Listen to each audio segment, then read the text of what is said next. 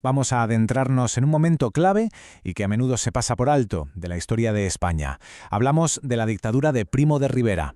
Se presentó como la cura que prometía sanar a una nación que la verdad estaba al borde del colapso. Bien, para entender cómo se llegó a esa situación, primero tenemos que hacer una radiografía de la España de principios de los años 20. Y os adelanto, el panorama era caótico. Entonces, ¿qué es lo que puede empujar a todo un país hasta el límite? Pues en este caso no fue una sola cosa. Fue una combinación de crisis muy profundas y además conectadas entre sí, que estaban literalmente desgarrando la nación. Vamos, la tormenta perfecta para que llegara un cambio radical. Empecemos por la política. El sistema de la Restauración, para que nos entendamos, estaba hecho trizas. Sencillamente no funcionaba. Los partidos estaban fragmentadísimos, eran incapaces de gobernar y todo seguía anclado en un sistema caciquil, ese en el que unos pocos, con poder local, manejaban las elecciones a su antojo. Así que la pregunta que flotaba en el ambiente era bastante clara. ¿Seguimos con esta democracia que no funciona o buscamos una dictadura? Y por si el panorama político no fuera suficiente, en 1921 llega un golpe durísimo que sacude los cimientos del ejército. Hablamos, como no, de la humillante derrota en Marruecos, el famoso desastre de Annual. Aquello literalmente destrozó la moral de los militares. Fijaos en la cifra, unas 10.000 vidas perdidas. Es un número tremendo para un solo desastre militar. Y claro, esto provocó una desconfianza enorme del ejército hacia los políticos, a los que sin dudarlo señalaban como los grandes culpables de la catástrofe. Y para completar el cuadro, la situación en la calle era explosiva. Huelgas obreras por todas partes, conflictos sociales que no paraban de crecer. La burguesía, sobre todo en sitios como Barcelona, estaba aterrorizada por el terrorismo anarquista y pedía a gritos mano dura. El ambiente era de miedo, de pura inestabilidad. Y claro, en medio de todo este caos, aparece él, el general Miguel Primo de Rivera. Y no llega de cualquier manera, no. Se presenta como el cirujano de hierro que supuestamente la nación necesitaba para sanar.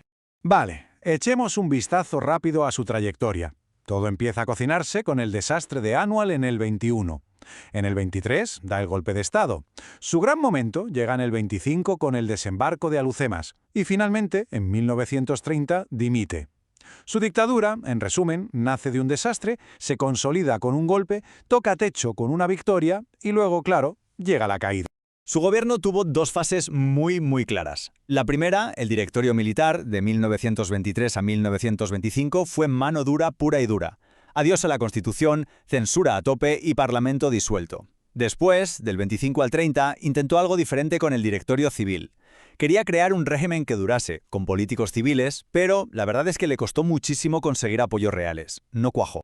Y aquí llegamos al que fue sin duda el mayor éxito de su régimen, la gran justificación de su existencia.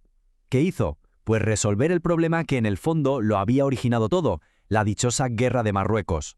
El punto de inflexión, el momento en que todo cambia, es cuando el líder de la rebelión, Abd el-Krim, comete un error estratégico. Ataca la zona francesa. Y claro, eso lo cambia todo. De repente, Francia tiene un problema y se ve obligada a aliarse con España. Acuerdan una ofensiva conjunta para de una vez por todas acabar con la guerra. Y el plan que diseñan no es cualquier cosa, ¿eh? Es ambicioso, es histórico. Se proponen un asalto anfibio masivo justo en el corazón del territorio rebelde, en la bahía de Alhucemas. Ojo, que estamos hablando de una operación militar sin precedentes. De hecho, está considerada como el primer desembarco aeronaval de la historia. Casi nada. Fue una operación de libro, una auténtica obra maestra de la estrategia militar de la época. Primero, una planificación conjunta entre España y Francia muy cuidadosa. Segundo, el engaño, maniobras navales para despistar a los rebeldes. Tercero, el bombardeo. El 8 de septiembre de 1925, acorazados y aviones machacan las defensas costeras. Y cuarto, el desembarco. Las tropas pisan la playa bajo un fuego intenso. Una operación combinada de tierra, mar y aire de manual. Con este desembarco exitoso se rompió la columna vertebral de la rebelión en Marruecos. Para Primo de Rivera esto fue una victoria total, rotunda, y por supuesto sirvió para consolidar su poder en España de una forma que parecía definitiva. Pero, y aquí viene el gran pero, una victoria militar en el extranjero, por muy importante que sea, no siempre soluciona los problemas políticos que tienes en casa. Hay que decir que durante un tiempo la dictadura tuvo suerte. Coincidió con el auge económico mundial, los felices años 20. Y eso se notó en España. Grandes obras públicas como carreteras y embalses, crecimiento industrial. Se crearon las confederaciones hidrográficas. Se impulsaron políticas sociales como las viviendas baratas. Todo esto, claro, le dio bastante popularidad. A pesar de ese progreso económico, el régimen era lo que era, una dictadura, y su autoritarismo empezó a generar rechazo en sectores muy importantes de la sociedad. La oposición crecía y venía de todas partes.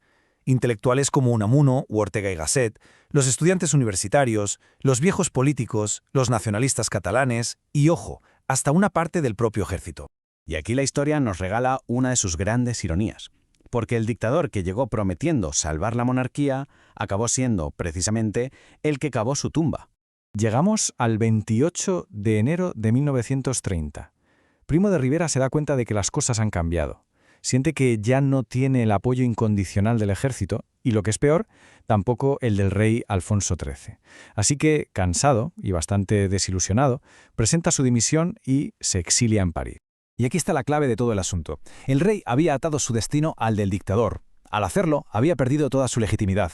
En el momento en que Primo de Rivera se va, el rey se queda solo, completamente expuesto. Su trono, de repente, no tenía nada que lo sostuviera. Así que la caída de la dictadura no significó la vuelta a lo de antes. Para nada. Abrió de par en par las puertas a la Segunda República Española. Nos deja un legado, bueno, muy complejo. Y una pregunta que sigue resonando. Cuando una nación acepta a un salvador, a un dictador para solucionar sus problemas, ¿cuál es el precio que se acaba pagando?